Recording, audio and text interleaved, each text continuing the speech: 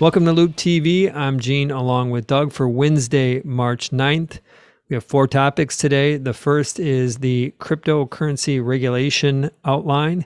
Second is Amazon mixing horns with Department of Justice. Third is some details around content spend and advertising dollars in MLB versus the NFL. And last, talk a little bit about TikTok and how it is navigating geopolitical and why it is particularly in the news related to all that's going on in Eastern Europe. We'll go back to the top. Doug, you've talked a lot about this, about crypto. You have been an advocate that ultimately regulation is good for crypto. And here we are, Janet Yellen and Biden now signing it's not a bill, but signing a process. Executive order, thank you, to create rules. It's almost like there's been no rules created here. It's just an executive order to go and figure this stuff out. And you had predicted accurately that this would be viewed as a positive. Bitcoin, thank you, is up 8% on this news. Yeah. And so it's a sign, I think, that the market is embracing this view that some form of regulation is good. And I want to, just from the highest level, help me understand why a platform, crypto, that prides itself on not having any sort of real regulation, why is regulation good? I think regulation always makes a new technology more appealing and more usable for mainstream users. And I think if crypto always sort of lived on the fringes and they always, it sort of always had this air of anti-authoritarianism and maybe, a little bit of a, anti-government in some ways vibe, then I think it would always have a limited audience. But the reality is crypto, for it to be as big and profound and successful as we think it can be, and I think a lot of people now are growing to think it can be, it does have to at least integrate into the existing structures of the world. And so, if you have profits on crypto, if you want to lend on crypto, there's still going to be laws that regulate those things in local jurisdictions. And that's really, I think, what's at heart of the Biden executive order is he's saying to America's governing agencies, let's just make clear rules so people can go and do this and feel like they're not breaking laws. There's already, I think, 40 million people in America who have either bought or owned, and many of which still do own crypto assets. And so just giving them some clarity around what exactly can you do with what you own as an American citizen, setting aside the whole, ideology around kind of being outside of a centralized control. Doesn't the reality of some sort of regulation coming, and you talk about basically like tax consequences and better framework around it, not as fringe, doesn't that diminish the value of crypto? In other words, doesn't this start to angle crypto more towards fiat? I don't think it does. I mean, some people may argue that, but the facts are the basic sort of unit and the basic way that the currency is documented and ownership really is documented on the blockchain, a decentralized blockchain, is still intact. And the core concept is that the recognition of ownership is not controlled by a central authority. And so if my money is in a bank somewhere and I have all my money in a bank, that bank is a central point of failure. If someone hacks the bank, or if the bank says you no longer can access your assets, which we did actually see happen in Canada through a law that they had passed to deal with some of the protests on the border, then you have no recourse. The thing that's different about the decentralized reality of crypto is that no single person can go in and say you can no longer access these assets.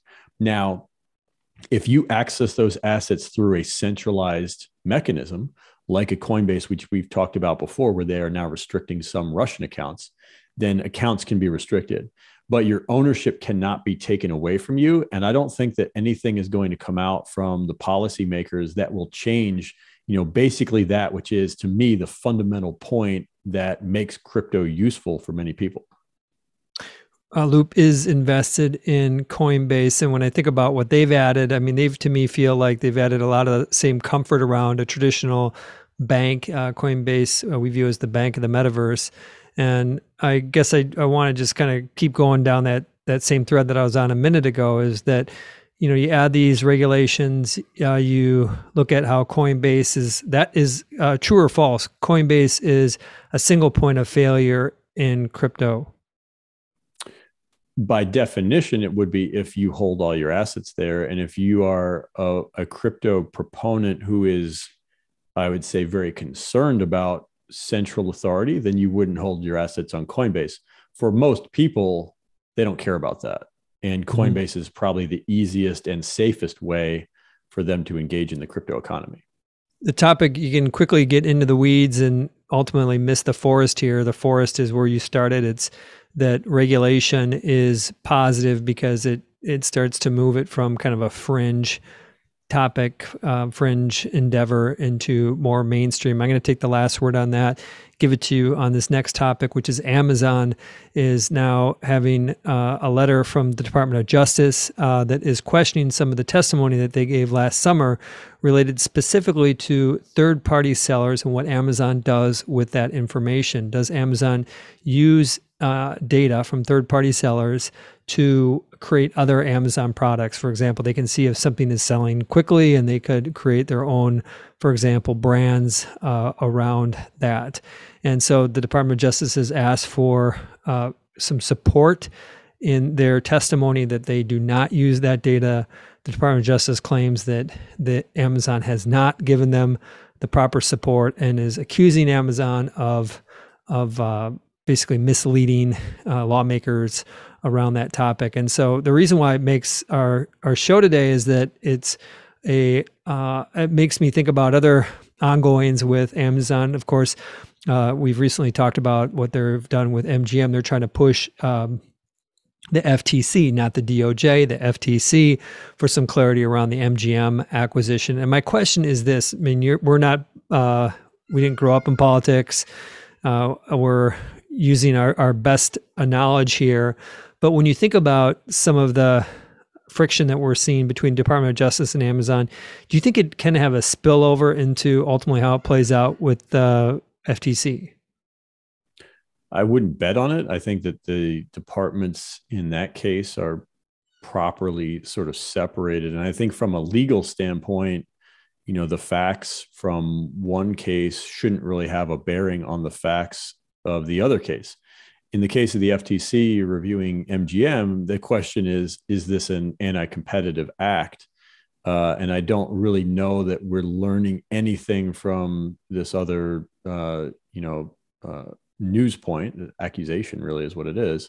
That would change any of this, the pertinent facts around the MGM case. So I think they're pretty well separate. What it does say to me, though, is that obviously, and we should all know this, but it's a good reminder, the government has a very close eye on big tech. And I think that is something that will continue for the foreseeable future. I promised I'd give you a last word on that. I do have a last word. I'm not going to go there.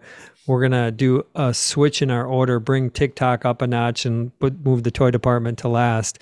And TikTok, it is topical today, just given what is happening in Eastern Europe. And specifically I think it was over the weekend, TikTok, its parent ByteDance, of course, Beijing-based, they have made it restrictive to upload content for Russian state media. That caught my attention. I was a little bit surprised by it, given the connections, obviously, between Russia and China. And separately, there's more. When you look at it from the Ukrainian side, there are uploads and fakes going on around. You could argue that there's misinformation. The platform is being used for misinformation, potentially on both sides here. And they're kind of caught in between, but they're caught in between because just how viral their videos go. There was a researcher quoted in the Wall Street Journal that talked about the number of views on a TikTok video is kind of 4x what it would be on a YouTube video. And I wanted for you to explain to me, why is that? What is it about TikTok that is just causing this crazy viewership? Well, before I explain that, I would also offer, we talk about misinformation. I think that we are all persistently surrounded by misinformation. And in fact, I would argue we've always been surrounded by it. It's just that the delivery mechanisms today, to your point, are much more effective than the delivery mechanisms of the past. Information that is presented to us is always through the filter of the creator of the information. And almost always the creator of some information has an agenda or an ideal that they're trying to promote. And so we should all be cognizant that most things that come to us, could no matter where we impact, see it, is probably everything that's going there. We could have misinformation on sports. You pick the topic. Everything.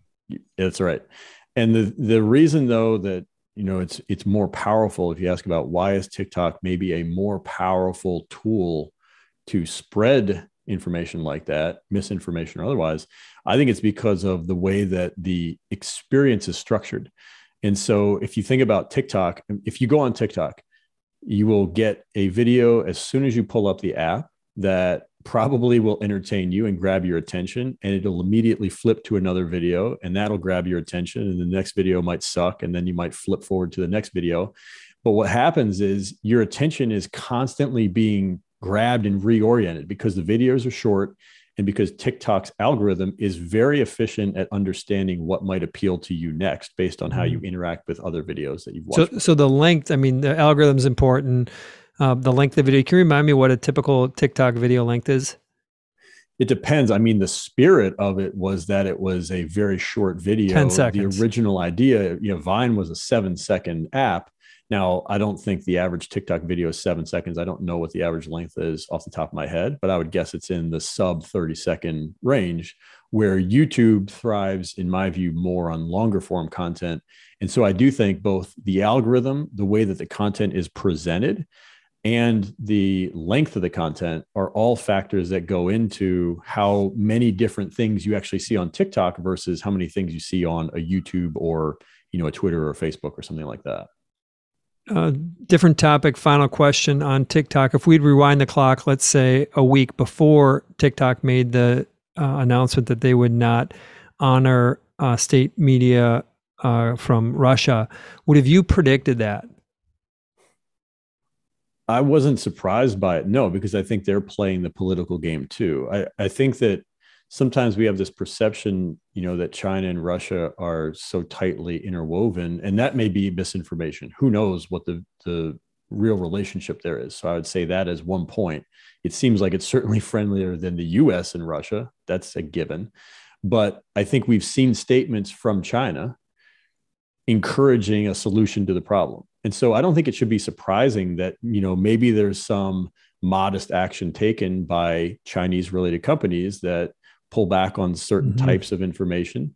I don't think that that's that big of a deal. And we also don't know, again, how aggressive are they being with some of that screening? Just because they may have limited certain sources doesn't mean they're being as restrictive as Facebook or Twitter. We really don't know how they're processing it. To me, it's just another one of those news points that maybe is more misinformation than information. Could be a press release, there may be nothing in substance behind it for all we know. I think a lot of press releases are probably that. Fair. There is actual substance behind this because there's real fiat money getting handed between parties. In our last topic, we wanted to do a follow-up related to Apple and their MLB. Thank you, Forbes, for filling in some of the details. We want to give some specifics about how big these deals are. I'm going to round here, but MLB in terms of the media content, media contracts for a given year, this would be like for ESPN, Apple, different streaming services, is approximately $2 billion per year. The NFL is going to be about 10.5, 11 billion per year. So that gives you some sense of context. We continue to believe that Apple is going to eventually pursue a deal in the NFL realm. They're going to pay $85 million reported by Forbes for this deal with the Major League Baseball. Again, Amazon paying $1 billion per year for Thursday Night Football. 85 billion for Apple, and a $10 billion content is pretty small. There's definitely room more for there to go. If you're curious, what would have been a better move to have invested in tech companies in 2007, or to have invested in Major League or National Football League rights? It's probably a coin toss.